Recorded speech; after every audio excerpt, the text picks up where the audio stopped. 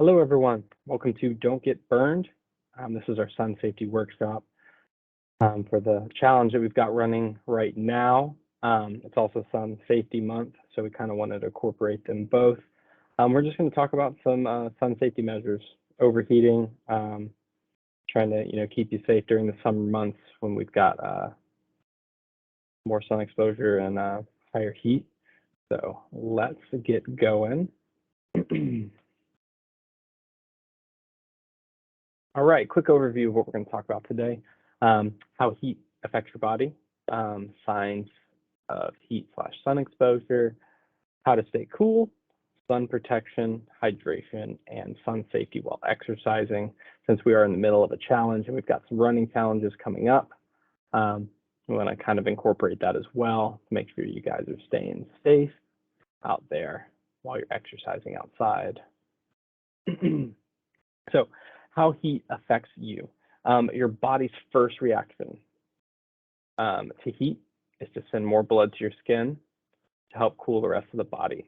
So you start to sweat, the sweat starts to evaporate, cools your skin off, cools the blood below, moves that cool blood to the rest of the body. So that also causes your blood pressure to increase and your heart rate to increase as well. You're pumping a lot of blood to our biggest organ in our body. Our skin is an organ, and when it starts to heat up, we're using a lot of our blood to help cool our body down. That's our main way to cool off, is the sweat as it evaporates, cooling the skin. So that's a huge thing to look out for while you're cooling off. One thing that we have in the South, East Coast, and elsewhere where there's less of a dry climate, humidity, that makes it so much harder to cool off because there's so much water in the air. It keeps it from evaporating off of your skin. So that's what makes it feel hotter. You can't cool off as much. The water in the air starts to heat up, makes it feel much hotter. Currently in quite a heat wave right now in the South, around 105 some days. So we wanted to make sure that we got heat in there as well, as long as sun safety. Now, ages 0 through 4, infants to toddlers, 65 plus are more susceptible to heat. Their skin's much more sensitive, and they don't perspire as easily. So as you age and in infants, they're when they're younger, their body isn't quite developed to handle heat as well. And as you age, you start to lose a little bit of how well you can cool off. So for family and friends in that age range, just make sure you watch out for that when you're outside. So some signs of overheating and sunburn. So heat exhaustion is the first of a series of heat-related illnesses. In heat exhaustion, you can notice confusion, clammy skin, nausea, vomiting, muscle cramps, fainting. You've got headaches as well, dry mouth, over thirst, right? You're so thirsty, and actually excessive sweating. So if your body and your how you normally perspire, if you notice that you're doing an excess amount for the amount of work or whatever you're doing, that could be a sign of heat exhaustion. Now, sunburn, pink, hot skin, swelling and blisters, dry, cracked skin. If you're noticing that you're sunburned while you're out in the sun, it is definitely time to vacate the sunshine. You have outstayed your welcome. So ways to stay cool. So moisture wicking clothing, light and airy clothing, long sleeves. I know people are like, it's hot, why would I wear long sleeves? clothing has come a long way, in the years. So they make a lot of very breathable, moisture-wicking clothing. And actually, a lot of it has SPF protection nowadays. So there's a lot of sports brands that make clothing that is sun protecting and light and airy as well. You want to avoid peak hours. So typically, it depends on where you are, how long the days are. 12 to 4, typically the hottest part of the day when the sun is at its highest. So you kind of want to avoid those times. You want to utilize shade. So if you're able to hang out under an umbrella, under some trees, at a porch somewhere, maybe there's some circulating air, help cool you off, it evaporates that sweat that we talked about earlier. Utilize that, and to hydrate. We'll break down hydration here in a second, but you want to, drink water early and often. Other liquids are okay, but nothing hydrates you more than water. It brings you back to where you need to be fast and the most efficiently. So, all right, let's dive into some sun protection. Now, some of the stuff we're going to mention over and over again because it applies over and over again, which means it's important. So, covering up. So, you'll notice people that work outside for a living, for the most part, are generally wearing long sleeves and long pants all the time because they're smart and they're covering up. The more skin that you have exposed, the more chances you have to get some sort of skin or sun-related skin illness or disease.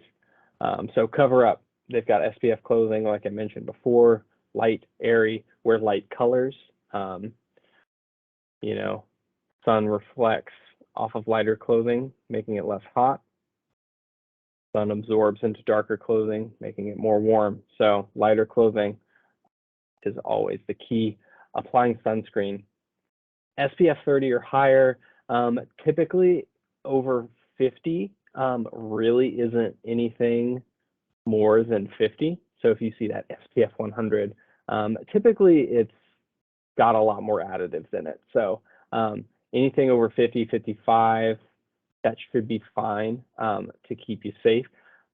You want to apply it early and often and reapply early and often.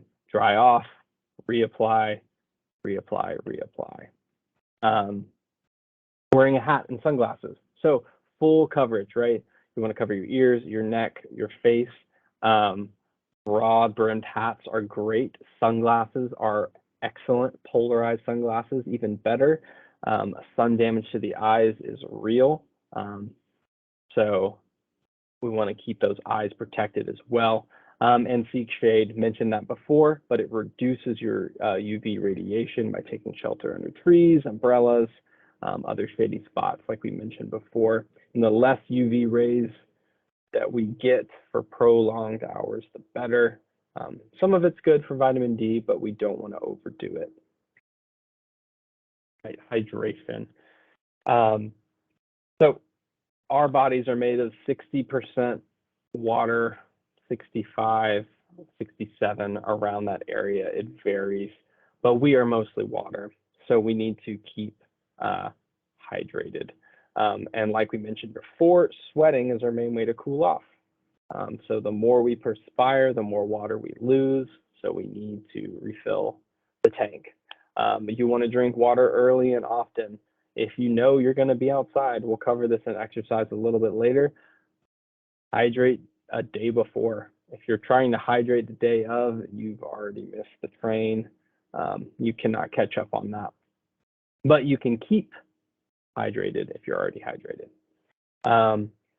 If you're heavily sweating, you're losing important electrolytes. So you want to replace that with some sports drink. preferably low sugar option. A lot of these sports drinks have added some sugar just so they taste better. Sugar isn't an electrolyte. So sodium, potassium are the main ones that we're looking for. So hopefully you're looking for a low sugar option, or you can, if you're a Gatorade, Powerade person, typically what I do is I'll drink some of it and then I refill that bottle back up with water. So I'm still getting some of those electrolytes. I've kind of diluted it with more water to help that out. And we'll go over this again, but 30 minutes of sweating, you need an additional 12 ounces. So for every 30 minutes or you're outside and you're doing some sweating, you got to add more water. All right. And now staying safe during exercise. A lot of this, like I said before, is going to be a repeat, but it applies while you're exercising as well. So you want to hydrate before exercise. If you know you're going to go out running in the heat of the day tomorrow, you need to be hydrated the day before. It's easy to maintain hydration. If you're trying to hydrate the day of, it is too late. You will be very hydrated the next day, but not the day of. So you want to make sure that you're hydrated. Like I just mentioned, 12 ounces of additional water for 30 minutes of exercise. So if you're outside for an hour, that's an extra 24 ounces. You got to replace what you lose when you're trying to keep cool. Skin protection, just like you would at the beach or at the pool, you want to do the same while you're outside. We really should be wearing sunscreen every day. We're in the sun quite often. So you want to wear sunscreen, you want to wear SPF, light clothing, hats, running hats, sunglasses. You can safely go out and run, stay cool, and be covered as well. So you can avoid those peak hours that I was talking about. Go run in the park where there's lots of shade, find options, do a trail run maybe. There's options, that you can avoid that. Sports drinks to avoid electrolyte loss. So kind of covered that just now. Low sugar options. And most importantly, you want to monitor your heart rate. So like we talked about before, you're staying cool, right? So a lot of that blood is going to your skin to cool off. Sweat's evaporating. You're trying to keep your body cool. Your heart rate is working a little bit more than it would in a normal temperature. So added exercise is going to increase that heart rate. So you're going to be working pretty hard. Now that also affects how your muscles are performing as well, right? If your blood's going to your skin, it's still going through your muscles, but it's in survival mode, right? It's trying to get to another place to keep your body at a equal homeostasis. You want to stay level. So just monitor how you feel when you're out on a run. If you notice any of these feelings that we talked about before, I'll go back to the heat exhaustion. If you start to notice that you're not feeling, you got nausea, your muscles are starting to cramp. You're not really sure where you're running to or where you're running from. You're excessively sweaty, right? More than you normally are. These are signs that you need to slow it down, cool off. Great ways to cool off if you've gotten to that point, which aren't in here, but cool water on your wrists and neck area, high blood flow areas. You want to cool off pretty quickly. So that's one thing that you really want to monitor while you're running outside. How do you feel? What's your heart rate at? Are you working harder than you normally are? So take that into consideration when you're about to go work out in the sun, in the heat, that maybe you don't need to make it as intense. Your body's already working very hard to stay cool. So, but yeah, that's the basis of it. If you guys want any more information, feel free to reach out to me. My name's Jacob Yunt. I can help out any way I can, give you some tips on how to stay safe in the heat. So thank you.